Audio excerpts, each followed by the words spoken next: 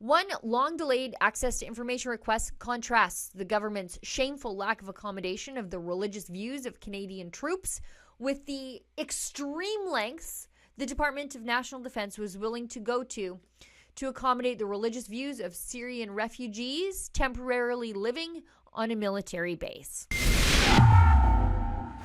I saw this story earlier in October and it absolutely infuriated me because at the time I had just received documents which showed the Liberal government's complete hypocrisy on issues of religious accommodation, especially within one department. This is from the Epoch Times. Serving military chaplains say a new directive preventing them from leading religious prayer during official functions is causing consternation in the ranks and is due to the woke mentality taking over their organization. On October 11th, a month before Remembrance Day, one of the most important military ceremonies, the Office of the Chaplain General issued a new policy that replaces public prayer with non-religious spiritual reflections. The Department of National Defence, the DND, confirmed to the Epoch Times that under the new directive, chaplains can't use words such as God or Heavenly Father in official ceremonies. Now, good news, the government has backtracked on this policy after public and military outcry, again, from the good work at the Epoch Times. The Canadian military will revisit a new policy banning chaplains from prayer during official functions.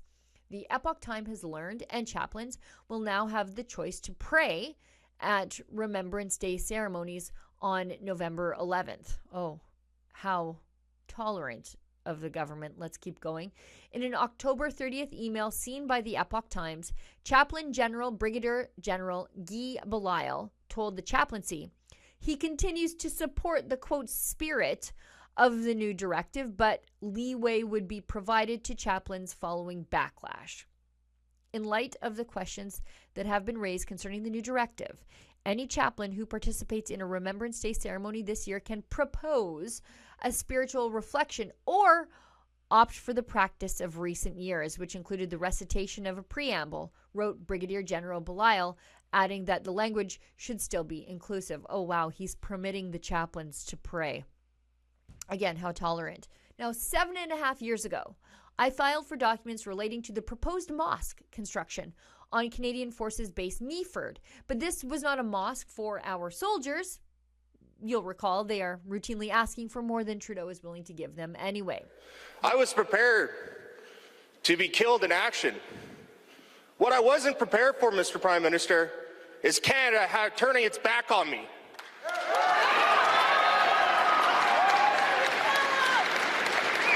So which veteran was it that you were talking about? Thank you, sir.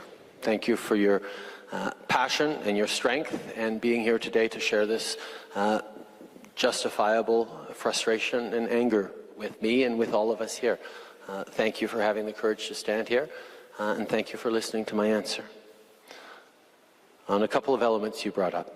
First of all, why are we still fighting against certain veterans groups in court? Because they are asking for more than we are able to give right now.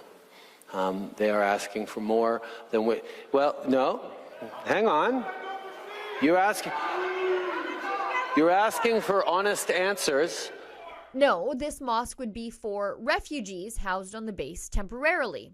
7.5 years later, I finally received the documents I asked for regarding the proposal to build a mosque at CFB Meaford to accommodate the religious practices of Syrian refugees coming to Canada in the wake of the Syrian civil war. Now, what I recently received back was 300 pages documenting the Department of National Defence and their bureaucrats running around frantically trying to get a mosque set up as quickly as possible.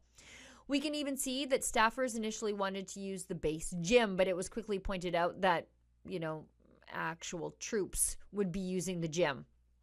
So bureaucrats then decided all the existing structures and tents on the base were too small for a mosque. So staffers were trying to rent a circus/event tent at a cost of $200,000+. Now, to be clear, they call it a circus tent on page 24, so it's their words, not mine. The DND wanted the mosque construction to be a sole source contract. And there's even one email complaining about having to spend 15 minutes justifying all the spending on the mosque. The Department of National Defense staffers eventually realized they're going to have to heat the mosque, and they plan to set up the mosque so that it faces Mecca, again, accommodating the Syrian refugees. Now, by the time they get the heaters and are ready to set up the mosque, the government has already decided that the base is no longer needed to house the Syrian refugees. Now, the total cost of the mosque would have been nearly $500,000. And all this for refugees staying temporarily on a military base back then, while the government now is doing everything they can to avoid accommodating the religious practices of the same people who serve on the base. For Rebel News, I'm Sheila Gunn-Reid. You cannot trust the media's reporting on the war between Israel and Gaza. That's why we sent our journalist Avi Yamini to Israel to document what is really happening on the ground, to report on the war, but also to report on the reporting of the war, to see his reports and to support his independent journalism in a war zone. Please go to thetruthaboutthewar.com.